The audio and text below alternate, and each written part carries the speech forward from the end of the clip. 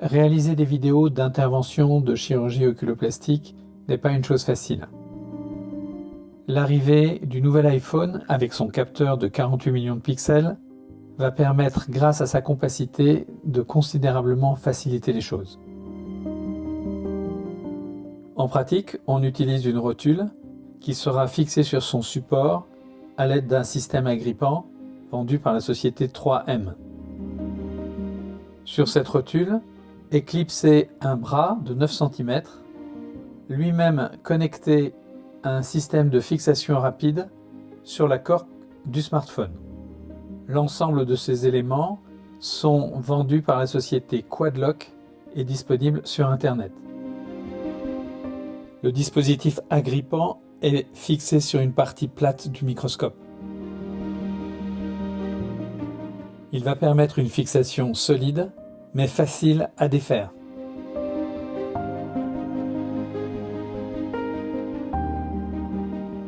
La coque, qui aura été choisie en fonction de la taille de l'iPhone, est fixée par un mouvement de rotation. On dispose ensuite l'iPhone horizontalement et on bloque le bras. On retourne ensuite le microscope pour ne pas être gêné par les oculaires.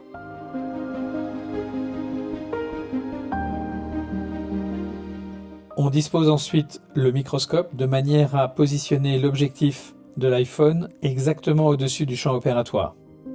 Cette configuration est parfaite pour la prise de vue. En revanche, elle ne permet pas de contrôler le centrage et les caractéristiques de l'image. On va donc s'aider d'une application appelée Filmic Pro, payante, qui va permettre de transformer soit un deuxième téléphone, soit un iPad en un moniteur de contrôle. Pour définir les paramètres de la vidéo, on clique sur la roue crantée en haut à gauche, puis sur l'icône vidéo du carré blanc. On choisit ensuite la dimension de l'image, ici 1:1,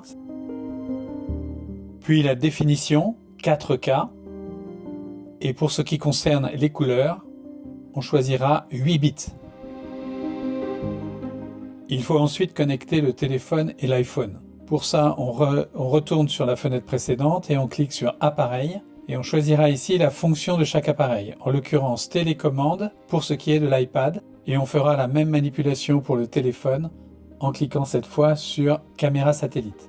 Les différentes icônes permettent de choisir l'objectif de l'appareil photo, régler la balance des blancs et également recadrer l'image à l'aide du zoom qui est le petit trait sur le côté droit de l'image.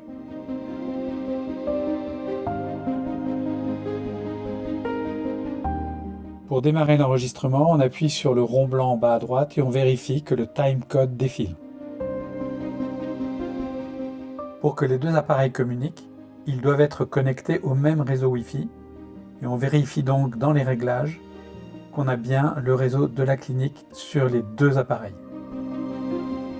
Pour transformer l'iPad en moniteur de contrôle, on clique sur l'icône réseau, puis sur l'icône caméra satellite. Et maintenant, l'iPad contrôlera toutes les fonctions du téléphone. L'affichage de la grille sera utile pour contrôler le centrage tout au long de l'opération. Le carré correspond à la mise au point. Il est déplacé au centre du champ et lorsqu'il est bloqué, il apparaît en rouge. Le cercle correspond à la mesure de la lumière. Il est également bloqué lorsqu'il est rouge. On pourra utiliser le palonnier du microscope pour contrôler le centrage tout au long de l'opération. Voici un exemple de ce que l'on peut obtenir.